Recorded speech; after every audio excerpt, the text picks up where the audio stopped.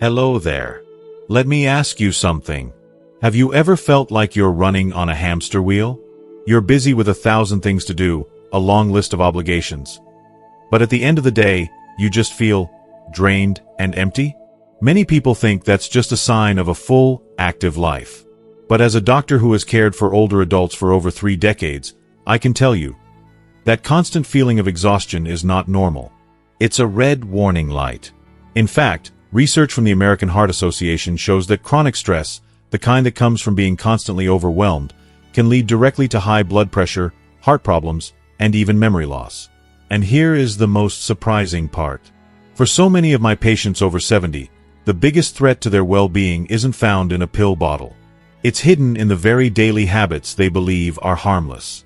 I'm not talking about theory. I'll never forget my patient, Eleanor. A wonderful woman who always tried to make everything perfect. One Thanksgiving, she spent the entire week cleaning and cooking, making sure every detail was just right. But when her family finally gathered, I saw her sitting in the corner of the room, too tired to join the conversation, too exhausted to even laugh. She was physically present, but her spirit was not.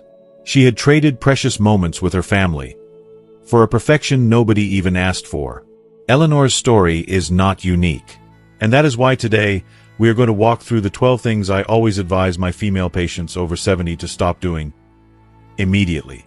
And more importantly, I'll show you the simple, free ways to reclaim your peace and your energy. And please, be sure you stay with me until the very end. Because the 12th and final point isn't a habit. It's a mindset shift. It costs absolutely nothing, but it may be the single most important thing you can do for your mental health in the years to come.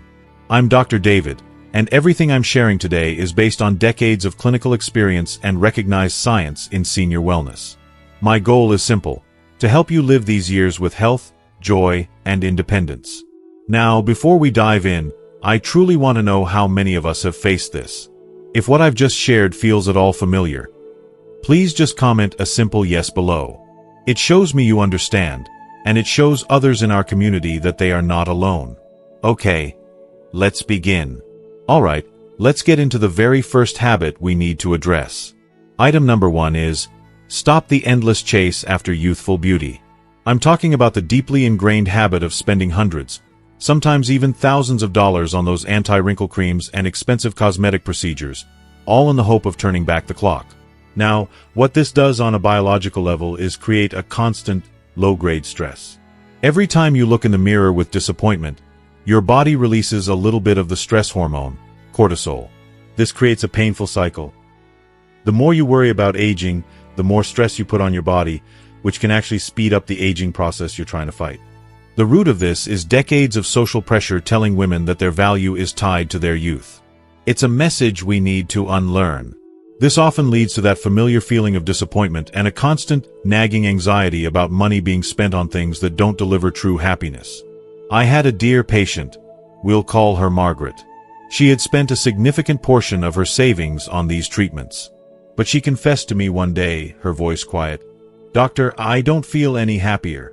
I just feel more worried." She hadn't realized that her true beauty wasn't in smoother skin, but in the brilliant sparkle in her eye when she talked about her first grandchild. Here is the simple truth. Radiance, at this stage of life, comes from joy, not from a jar. So here is your action step, starting today. The next time you consider buying an expensive cream, take that $50 or $60 and use it to take a friend out for lunch instead. The connection, the laughter, the shared stories that will give you a glow that no cosmetic product in the world can replicate. Alright, let's move to the second point on our list. Item number 2 is, stop holding on to physical clutter. This is the habit of keeping everything in a home that feels more and more crowded with each passing year. Now, from a medical perspective, this goes far beyond just having a messy house. Scientific research has shown a direct link between a disorganized living space and higher levels of cortisol, that same stress hormone we've talked about. A cluttered environment creates a cluttered mind, making it difficult to focus, to relax, and to feel truly at peace. As we get older, the root of this habit often goes deeper. It's not just about the objects themselves. It's about the powerful emotional attachment to the past and a fear of letting go of those memories. This can lead to that all-too-familiar feeling of being overwhelmed or even suffocated in your own home, the constant low-level stress of not being able to find things, and that anxiety you feel when a guest visits unexpectedly. I saw the real-world danger of this with my patient, Arthur. He suffered a bad fall after tripping over a stack of old magazines he'd been meaning to get rid of. While his broken wrist healed, the true injury was psychological. He became fearful in his own home. Together, we started the process of clearing his space, not just for safety, but for his peace of mind. You don't have to overwhelm yourself by trying to declutter the entire house at once. Here is your simple, actionable plan. Just try the one drawer a day rule. That's it. Just tackle one single drawer. You will be amazed at the sense of lightness and control it brings back into your life. If you are committing to trying this, to clearing just one small space for yourself this week, please comment with the word space below. This brings us to item number 3. And this one is about learning to let go. Specifically, stop jumping in to fix every argument that your grown children or other family members have. On a purely physiological level, playing the role of the peacemaker is incredibly draining. The emotional stress involved in mediating a conflict, it depletes your finite reserves of both mental and physical energy. As we get older, that energy is a precious commodity we simply can't afford to waste. The root of this habit, of course, is the powerful, lifelong instinct of a parent to protect and to nurture. It's a role we've played for our entire lives. But continuing to play referee now often leads to those all-too-common symptoms. Feeling completely wiped out after family phone calls, that awful sensation of being caught in the middle, and even losing sleep at night worrying about their disagreements. I remember my patient, Carol, so clearly. She came to my office complaining of insomnia. After we talked, it became clear the cause wasn't physical. She was lying awake every night, stressed about a feud between her 2 adult sons. The prescription I gave her wasn't for a sleeping pill. It was a piece of advice. I told her gently, "Carol, this is their battle to fight, not yours." It was difficult for her, but she took a step back. And to her absolute astonishment, a few weeks later, her sons worked it out on their own. So the next time you feel that pull to intervene, I want you to practice saying this simple phrase, "I have faith that you both can work this out." This isn't an act of indifference. It's an act of love, and a powerful statement of trust in their ability to manage their own lives. Alright, let's proceed to the 4th habit we need to change. Item number 4 is, stop saying yes to every single social commitment. This is that automatic reflex to accept every invitation, every event, and every request that comes your way from family, friends, or your community. From a clinical standpoint, this creates a state known as decision fatigue and leads to an overstimulated nervous system. As our bodies age, they don't bounce back from activity as quickly as they used to. A schedule packed with social events, even pleasant ones, causes significant physical and mental wear and tear. The core reason we fall into this trap is often a fear of missing out, a fear of disappointing others, or that deeply ingrained false belief that being busy means being valuable and vibrant. This leads directly to those very relatable symptoms. Feeling resentful about an event you already agreed to attend, having a calendar so full there's no room left to simply breathe, and feeling rushed and stressed rather than joyful at social gatherings.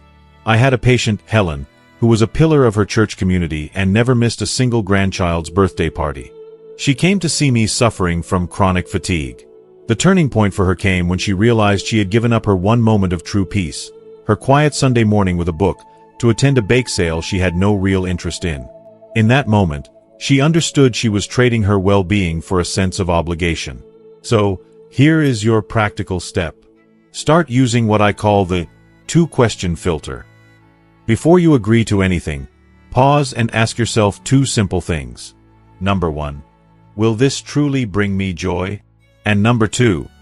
Do I honestly have the energy for it? Learning to politely decline is not selfish. It is an essential act of self-preservation.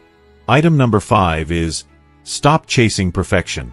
I'm talking about that invisible, relentless pressure to maintain a spotless home, to cook gourmet meals, and to make sure everything looks absolutely flawless to the outside world. From a medical standpoint, perfectionism is a powerful source of chronic stress.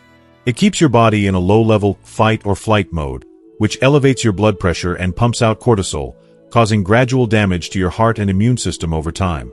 The root cause of this is often decades of social conditioning, especially for women, who were taught that their value was measured by how perfectly they managed their homes and families. The symptoms of this are painfully familiar. Feeling so exhausted that you can't even enjoy the holiday dinner you spent days preparing. Missing out on the laughter and conversation because you're too busy worrying about a tiny detail no one else even notices, and that awful feeling of self-criticism over a small mistake. Let's go back to Eleanor's Thanksgiving story that I shared at the beginning. Not a single person in her family noticed if the napkins matched the dessert plates. But what they all noticed was her exhaustion and her emotional absence from the table. The medical lesson here is crystal clear. Your warm, engaged presence is infinitely more valuable to your loved ones than a perfect house. So, here is your action plan. I want you to practice the principle of good enough. This week, I want you to intentionally allow one thing to be imperfect. Maybe that means buying a pie from the store instead of baking one from scratch, or simply letting the dust settle on a bookshelf. Then, take that time and energy you've saved, and use it to be truly present with the people you love. We have now arrived at the 6th point on our list, and from a doctor's perspective, this may be the most critical one of all. Item number 6 is, stop ignoring your health. This is the dangerous habit of dismissing aches, pains, fatigue, or other small changes in your body as just a normal part of getting old, and putting off a visit to the doctor. Medically speaking, early intervention is the absolute key to maintaining your independence and your quality of life. A minor, nagging knee pain that gets ignored today can develop into severe arthritis that robs you of your mobility tomorrow. Detecting issues like high blood pressure or prediabetes early on can prevent life-altering events like a stroke or heart attack down the road. The root cause for this avoidance is often complex. It can be a fear of hearing bad news, a feeling that you don't want to bother the doctor, or sometimes, it's simple stubbornness. The symptoms that result from this are progressive and insidious. A pain that just keeps getting worse, finding it harder and harder to climb the stairs, a noticeable drop in your energy levels for no clear reason, or relying more on convenient processed foods because you're just too tired to cook. I think of my patient, Robert. For years, he ignored the growing pain in his knee. His constant refrain was, "Oh, it's just old age." Eventually, he needed a complex knee replacement surgery. A major procedure that could have likely been delayed or better managed for years with simple physical therapy, had he just come to see me sooner. Ignoring a small signal from his body led to a very large and painful consequence. So, please, stop ignoring the signs. Here is your action step for this week. Do one thing. Schedule that one appointment you've been putting off. Whether it's an eye exam, a dental cleaning, or just a general checkup, your body is sending you signals for a reason. It is time to listen. This moves us along to our 7th point, which addresses the health of our relationships. Item number 7 is this. Stop maintaining toxic relationships. This means continuing to invest your precious time and energy into friends or even family members who consistently leave you feeling drained, negative, or undervalued. Now, it's crucial to understand that emotional stress causes a very real, physical reaction in your body. Being around constant negativity and criticism can elevate your blood pressure and weaken your immune system over time. Think of it this way. Emotional toxicity is just as harmful to your physical health as a physical toxin. The deep-rooted reason we stay in these relationships is often a mix of guilt, a sense of obligation from having known someone for a long time, or a fear of being lonely if we let them go. The symptoms this causes are unmistakable. Feeling completely exhausted, anxious, or even sad after a conversation with a specific person, or that feeling of always having to walk on eggshells around them. I had a patient who had a lifelong friend we can call Barbara. Every single encounter with Barbara was a long list of complaints, gossip, and criticism. My patient would always walk away from their meetings feeling a heavy weight on her shoulders. My advice to her was not about a dramatic confrontation. It was simply this: you don't have to end the friendship overnight, but you have the right to protect your peace. She started by simply limiting the length of their phone calls and the frequency of their visits. She later told me it felt like a 1,000-pound weight had been lifted off her spirit. So, here is your constructive action. Begin to create healthy distance. You do not need a dramatic showdown. Simply start by answering the phone a little less often, keeping conversations shorter, and politely declining some invitations. Then, take that energy you've saved and reinvest it into the people who truly uplift you and make you feel good. Alright, we are now on our 8th point, and this one is about keeping your mind young and active. Item number 8 is, stop sticking only to the familiar routine. This is the tendency to fall into a comfortable rut and resist trying new things because of the belief that you're too old to learn. Now, from a neurological perspective, this is one of the most important habits to break. Learning a new skill, whether it's a simple card game, a language, or a musical instrument, literally builds new neural pathways in your brain. Neuroscientists have confirmed this as one of the most effective ways to maintain cognitive sharpness and fight back against age-related mental decline. The root cause of our resistance is usually a fear of failure or a fear of looking foolish. We get comfortable in our routines, and we hold on to the false belief that our ability to learn diminishes significantly with age. The classic symptoms of being stuck in this rut are feelings of boredom, the sense that every day is the same, and a noticeable lack of excitement or purpose in your daily life. I had a 78-year-old patient who fell into a deep depression after his wife passed away. On a bit of a whim, I suggested he join a beginner's pottery class at the local senior center. He was very reluctant, but he went. When I saw him 6 months later, he was a different person. He told me with a huge smile, "Doctor, I make the ugliest pots you've ever seen, but I've never felt more alive." The joy for him wasn't in the final product. It was in the simple act of learning. So, here is your constructive step.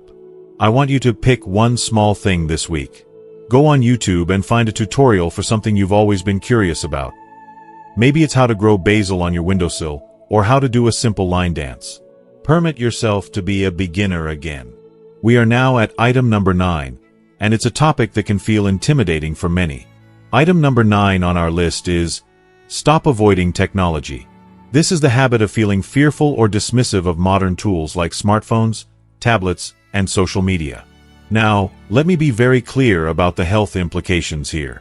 Numerous studies have confirmed that social isolation is a major health risk factor for older adults, with some research equating its negative impact to smoking 15 cigarettes a day. Technology is one of the most powerful tools we have to fight against that isolation, allowing us to stay deeply connected with family, friends, and the world. The root of our hesitation is usually feeling overwhelmed, a fear of breaking something, or the simple belief that this new stuff isn't for my generation. This leads to the very painful and common symptoms of feeling left behind, being unable to see the latest photos and videos of grandchildren, and missing out on family news and events shared online. I saw the incredible power of this firsthand with one of my patients. Her granddaughter took 30 minutes to teach her how to use FaceTime on a simple tablet. A few days later, for the first time, she was able to see the smile of her new great-grandchild, who lived 3 states away. The joy that brought her. It was more powerful than any antidepressant I could ever prescribe. In that one moment, an entire world of connection opened up for her. So, here is your constructive action. Start with one thing. Ask a grandchild, a neighbor, or even visit your local library and ask for help with one single skill. Maybe it's learning how to send a text message with a photo, or how to make a video call. One small step can make a world of difference. And if you've ever learned a new skill using technology that brought you joy, please comment with the word connected below to inspire someone else who might be hesitant. Okay, this brings us to item number 10, a habit that steals away so much of our joy. Item number 10 is this. Stop worrying so much about what other people think. This is the act of constantly second-guessing yourself and changing your own behavior based on the perceived judgment of others. From a mental health perspective, the constant need for external approval is a significant source of chronic anxiety.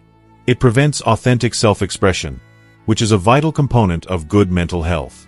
When you live a life that isn't true to who you really are, it can lead to deep feelings of regret and dissatisfaction over time. The root of this is often a lifetime of conditioning, especially for women, who were often raised to be people pleasers. The symptoms of this are very common. Hesitating to wear a brightly colored outfit you love, holding back your true opinion in a conversation for fear of disagreeing, and that constant, nagging feeling of being judged by others for your choices. I had a patient who told me she had always wanted to wear a bright red hat, but she was worried her neighbors would think she was eccentric.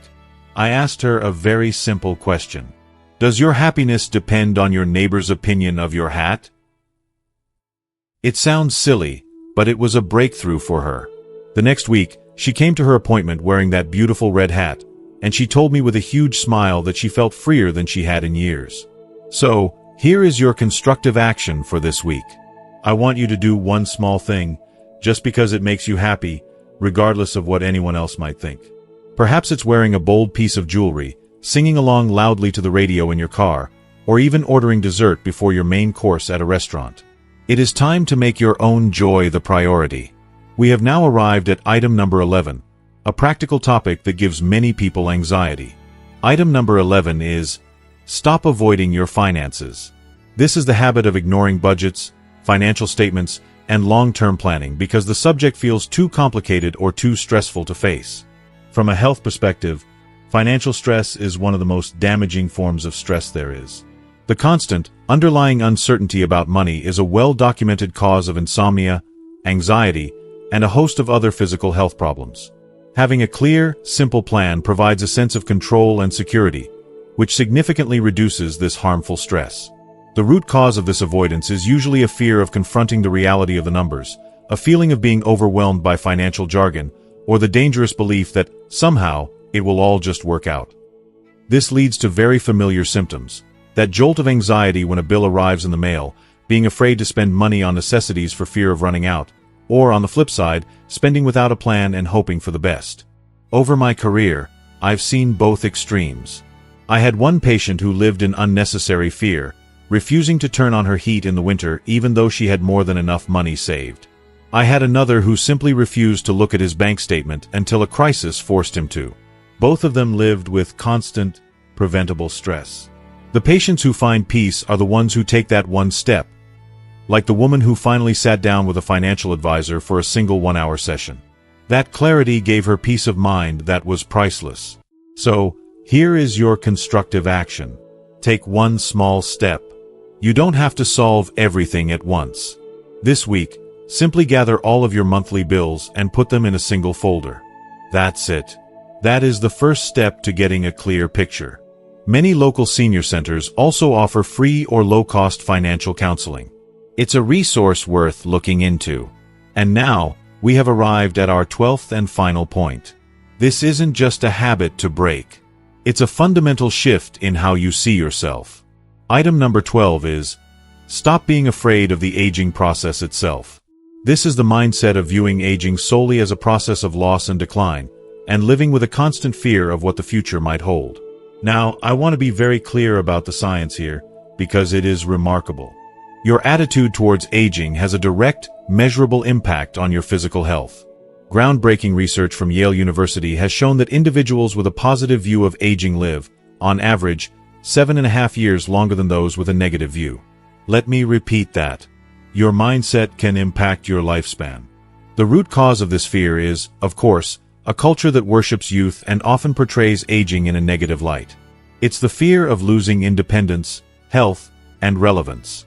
The common symptoms are avoiding any conversation about your age, feeling disheartened when you look in the mirror, and constantly focusing on what you can no longer do, instead of what you can. I have an 85-year-old patient who is one of the most vibrant people I know. I once asked her for her secret. She just laughed and said, "Doctor, I don't have time to worry about getting old. I'm too busy living." She had completely reframed her perspective. Instead of seeing each passing year as a loss, she saw it as a gift, another opportunity to learn and to experience. So, here is the mindset shift I am asking you to make. Every night before you go to sleep, I want you to think of one thing that your age and experience gave you that day. Perhaps it was the patience to truly listen to a friend, the wisdom not to worry about something small, or the simple, profound joy of getting to see another sunrise. Focus on what you have gained, not on what you have lost. So, as we come to the end of our time together, I want you to think back to Eleanor, the woman I told you about at the very beginning, who was so exhausted at her own Thanksgiving dinner. The following year, she did things differently. She ordered a pie from the local bakery and accepted that her house didn't need to be spotless. And I received a phone call from her daughter. I'll never forget what she said. She told me, "Dr. David, for the first time in years, my mom actually sat down at the table and just laughed with us." In that moment, Eleanor chose her presence over perfection. And that, truly, is the core message of our entire conversation today. Life after 70 isn't about giving up. It's about intentionally clearing space, clearing your schedule, clearing your relationships, and clearing your mind to make room for what truly matters. For joy, for peace, and for genuine connection. As we wrap up, we've explored 12 powerful ideas that can transform these golden years. But knowledge is only powerful when we put it into action. So now, I have one important question for you. What is the one small change you promise to make for yourself this week after watching this? It could be as simple as, I will clear out one drawer, or I will say no to one invitation. Please share your personal commitment in the comments below. Writing it down is the first step to making it real, and it lets us all inspire each other to take that first step. And if this conversation had real meaning for you, please show your support by giving this video a like, so that more people who need it can find it. To continue on this journey with us and never miss another conversation, please hit that subscribe button. It's more than just a click. It's you joining a community of friends, all dedicated to living these years to the fullest. Finally, think of just one person, one friend or family member, who needed to hear this message today, and please share it with them. You may just give them the permission they needed to hear. Thank you for spending this time with me. Take good care of yourself, and I'll see you in our next conversation.